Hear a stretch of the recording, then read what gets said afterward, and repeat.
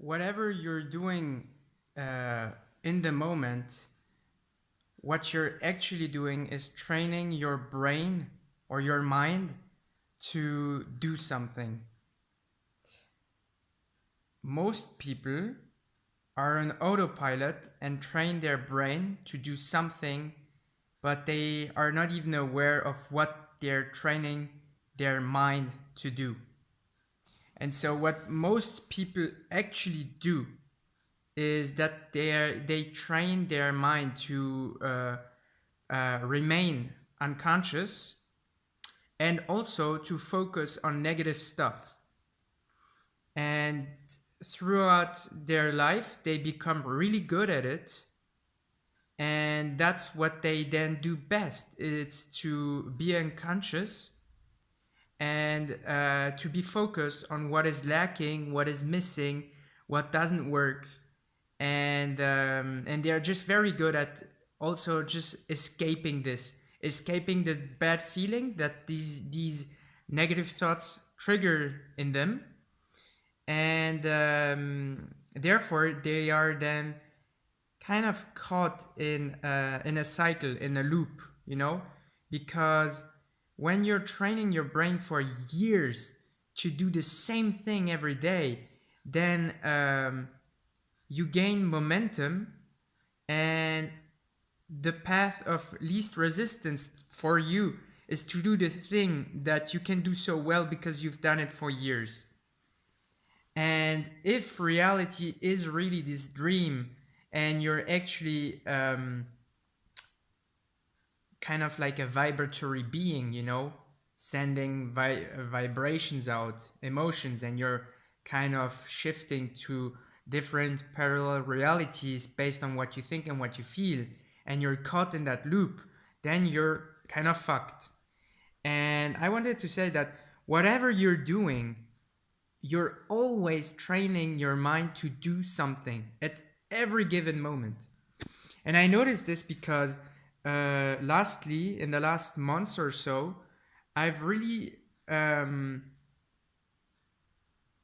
of trained myself to see life like a dream and to see everything like a reflection of myself.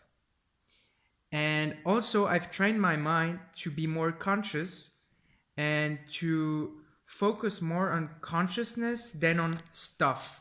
So there's all the stuff out there, and when you're actually focused on that stuff, normally you're unconscious. You don't have to be, but you're unconscious, or you're not aware that there is something observing it, something feeling. And what I trained myself to do was to be conscious of the observer of everything, because I like it. I just like the fact that there is actually something steady that's always there, that's quiet, invisible, and that's just there. It's nothing material. It's kind of like it's not of this world. It's just the entity or the stuff that perceives everything.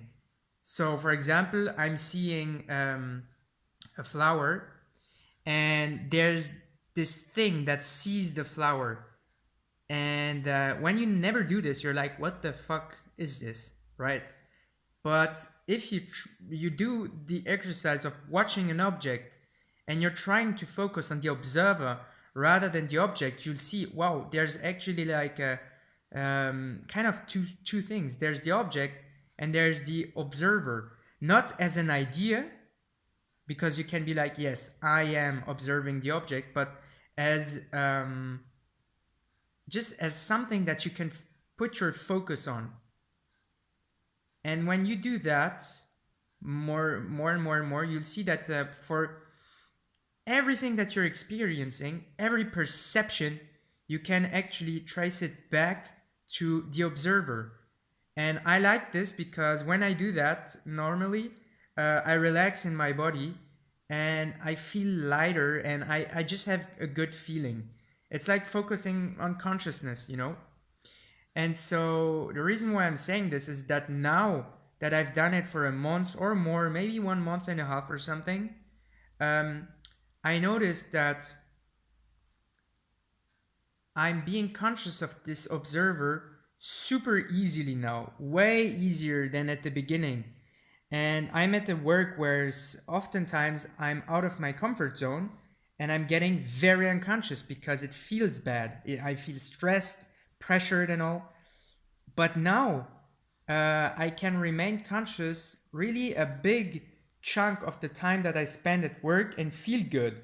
And the contrast between feeling bad, and being stressed and being unconscious and being conscious and relaxed, it's just so amazing. And I've noticed that now my mind does it kind of automatically. And right now, as I speak to this camera, I'm also, so it was waves, like I got unconscious and now I'm conscious again.